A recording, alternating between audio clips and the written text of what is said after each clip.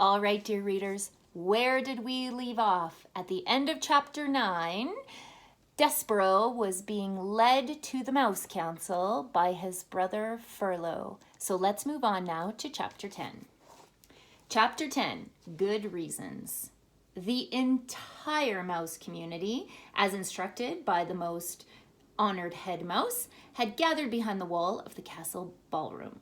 The members of the Mouse Council sat atop 3 bricks piled high, and spread out before them was every mouse, old and young, foolish and wise, who lived in the castle. They were all waiting for Despereaux. "Make way," said Furlough. "Here he is. I've got him. Make way." Furlough pushed through the crowd of mice. Despereaux clung to his brother's tail. "There he is," the mice whispered. "There he is. He's so small. They say he was born with his eyes open." Some of the mice pulled away from Despereaux in disgust, and others, thrill seekers, reached out to touch him with a whisker or a paw. "The princess put a finger on him. They say he sat at the foot of the king." "It is simply not done," came the distinctive voice of Despereaux's Aunt Florence. Make way, shouted Furlough. "I have him right here. I have Despereaux Tilling, who has been called to sit with the Mouse Council." He led Despereaux to the front of the room. "Honored members of the Mouse Council," shouted Furlough, "I have brought you Despereaux Tilling, as you requested, to sit with you." He looked over his shoulder at Despereaux. "Let go of me," Furlough said. Despereaux dropped Furlough's tail. He looked up at the members of the Mouse Council. His father met his gaze and then shook his head and looked away. Despereaux turned and faced the sea of mice. "To the dungeon!" a voice cried out. "Straight to the dungeon with him!" Despereaux's head, which had been full of such delightful phrases as "happily ever after" and "lovely ears" and "I honor you," suddenly cleared. "Straight to the dungeon!" another voice shouted. "Enough," said the most honored head mouse. "This trial will be conducted in an orderly fashion. We will act civilized." He cleared his throat. He said to Despereaux, "Son, turn and look at me." Despereaux turned. He looked up and into the head mouse's eyes. They were dark eyes, deep and sad and frightened. And looking into them, Despereaux's heart thudded once, twice. "Despereaux Tilling?" said the head mouse. "Yes, sir," said Despereaux. "We, the 14 members of the Mouse Council, have discussed your behavior. First, we will give you a chance to defend yourself against these rumors of your terrible acts. Did you or did you not sit at the foot of a human king?" "I did," said Despereaux, "but I was listening to music, sir. I was there to hear a song that the king was singing." "To hear the what?" "The song, sir. He was singing a song about the deep purple falling over the sleepy garden walls." The head mouse shook his head. "Whatever you are talking about is besides the point. The question is this, and only this. Did you sit at the foot of a human king?" "I did, sir." The community of mice shifted their tails and paws and whiskers. They waited. "And did you allow the human girl, the princess, to touch you?" "Her name is P." "Never mind her name. Did you allow her to touch you?" "Yes, sir," said Despereaux. "I let her touch me, and it was really nice." A gasp arose from the assembled mice. Despereaux heard his mother's voice. "Mon Dieu! It is not the end of the world. It is a touch. What of it?" "It is simply not done," said Aunt Florence's voice from the crowd. "To the dungeon!" said a mouse from the front row. "Silence!" roared the most very honored head mouse. "Silence!" He looked down at Despereaux. "Do you, Despereaux Tilling, understand the sacred, never-to-be-broken rules of conduct for being a mouse?" "Yes, sir, I guess so, but—" "Did you break them?"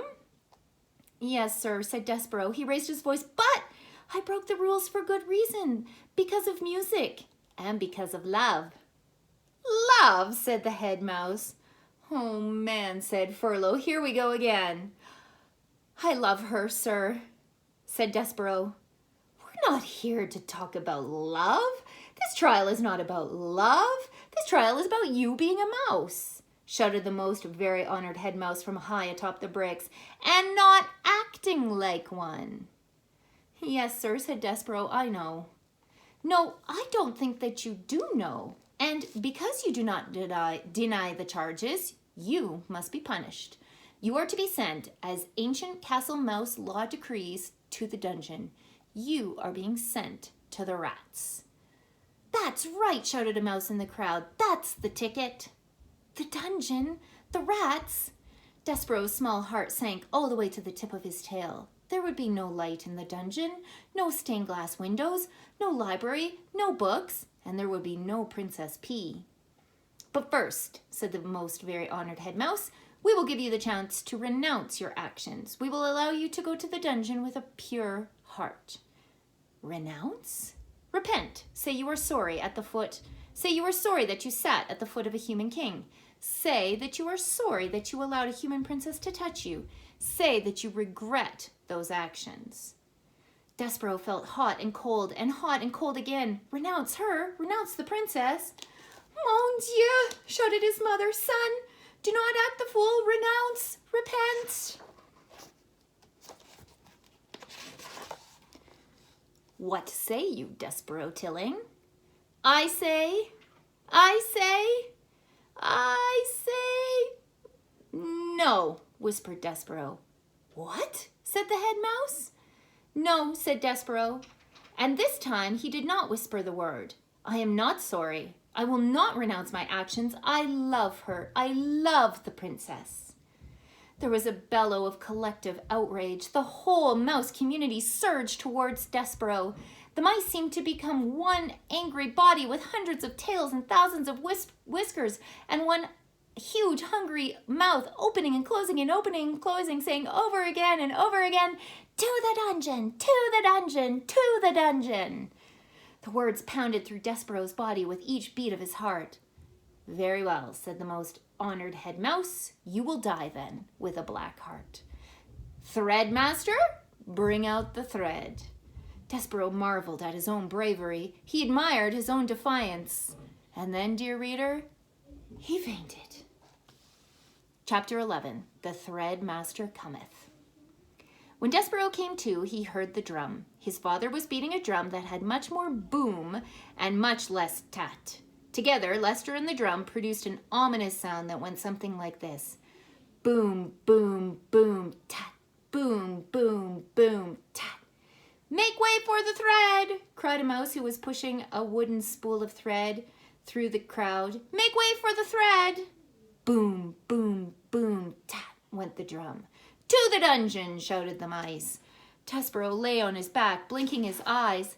How, he wondered, had things gone so terribly wrong? Wasn't it a good thing to love?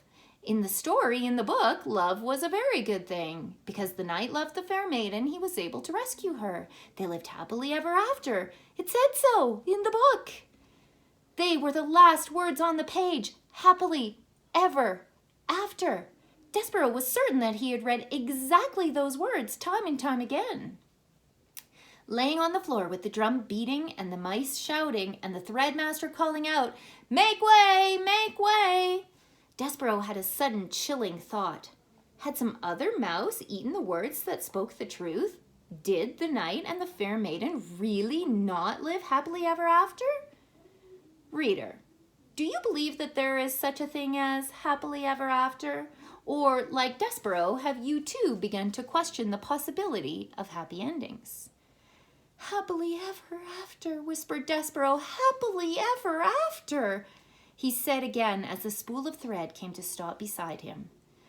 The thread, the thread, the thread, murmured the mice.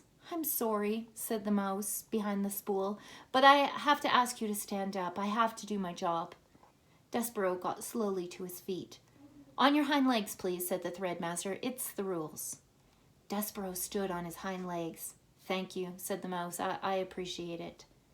While Despereaux watched, the threadmaster unwound a length of red thread from the spool and tied a loop Just enough for the neck, murmured the mouse. No more, no less. That's what the last threadmaster taught me. Enough thread for the neck. He looked up at Despereaux, and then he looked back at the loop of the thread. And you, my friend, have a very small neck. The threadmaster raised his arms and put them around Despereaux's neck. He leaned in close, and Despereaux smelled celery. He could feel the threadmaster's breath in his ear as he worked at tightening the thread. Is she beautiful? The threadmaster whispered. What? Said Despereaux. Shh! Is the princess beautiful? Princess P? Yes. She is lovely beyond all imagining, said Despereaux. Just right, said the threadmaster. He drew back. He nodded his head. A lovely princess, just so like a fairy tale, and you love her as a knight loves a maiden. You love her with the courtly love, a love that is based on bravery and courtesy and honor and devotion, just so. How do you know? Despereaux said. How do you know about fairy tales? Shh. The mouse leaned in close, and Despereaux smelled celery again, green and alive. Be brave, friend, whispered the threadmaster. Be brave for the princess. And then he stepped back and turned and shouted, Fellow mice, the thread has been tied, the thread has been knotted. A roar of approval went up from the crowd. Despereaux squared his shoulders. He made a decision. He would do as the threadmaster had suggested. He would be brave for the princess. Even if, reader, could it be true? There was no such thing as happily ever after. Chapter 12, Adieu. The sound of the drum changed again. The final tat disappeared, and it became nothing but boom, boom, boom, boom, boom, boom, boom. Lester used only his tail, bringing it down with great force and seriousness upon the drum. The threadmaster retreated. The room full of mice fell silent, expectant, and waiting. And as Despereaux stood before them with the red thread around his neck and the 14 members of the Mouse Council perched on the bricks above him, 2 burly mice came forward. Black pieces of cloth covered their heads.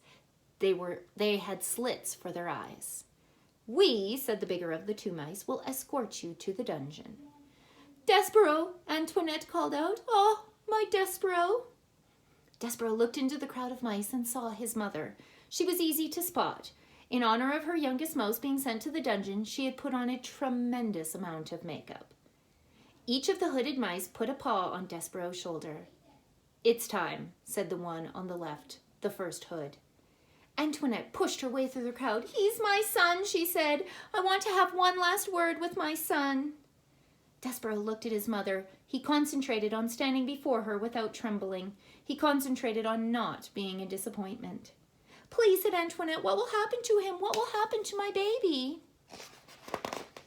Ma'am, said the first hood. He was deep and slow. You don't want to know. I do want to know. I want to know. He's my child. The child of my heart, the last of my mice babies. The hooded mice said nothing. Tell me, said Antoinette. The rats, said the first.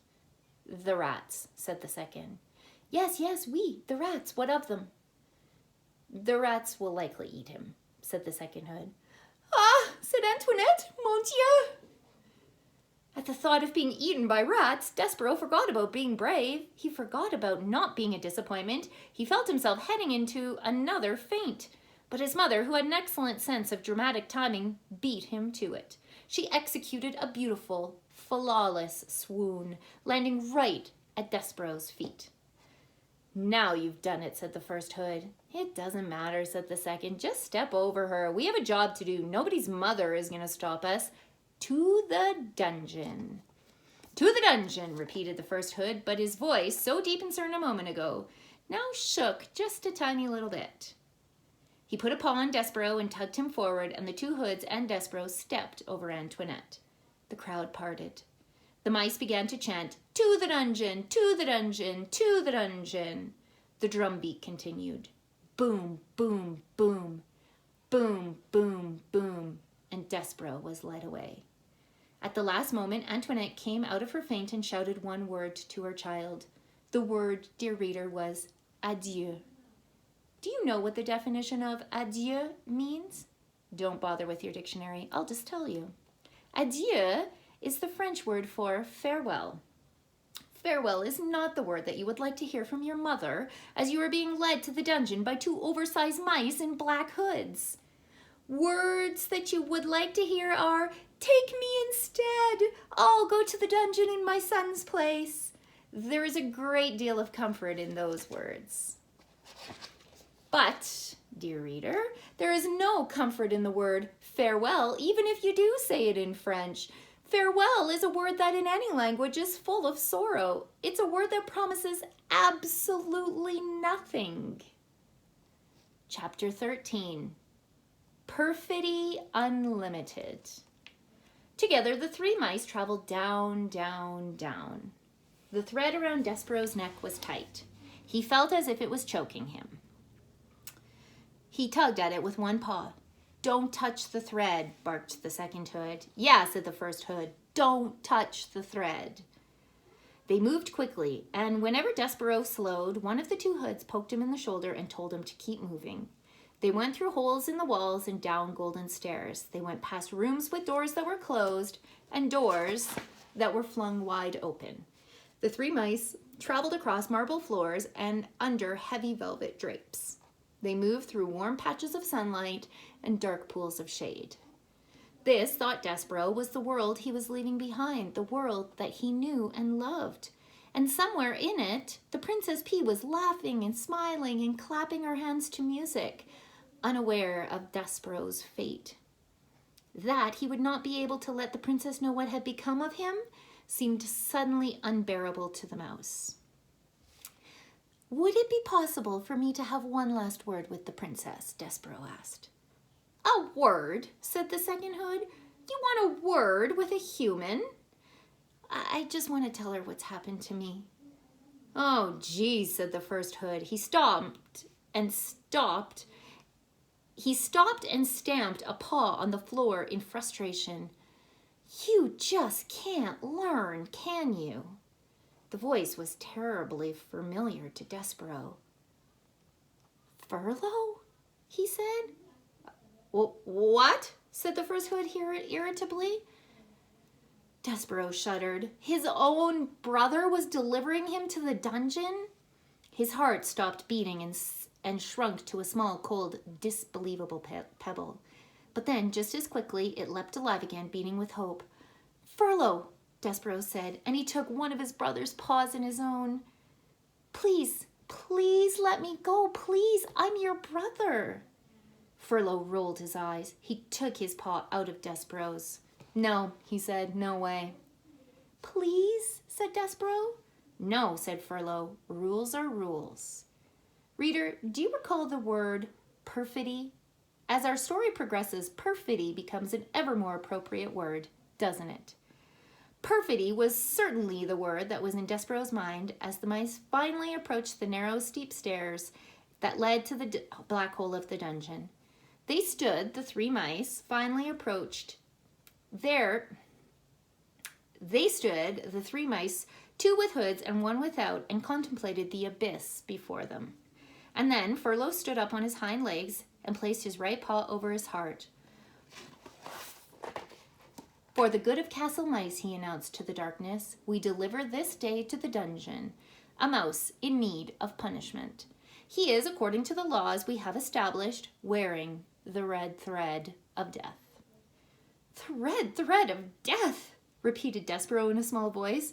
Wearing the red thread of death was a terrible phrase, but the mouse didn't have long to consider its implications because he was suddenly pushed from behind by the hooded mice.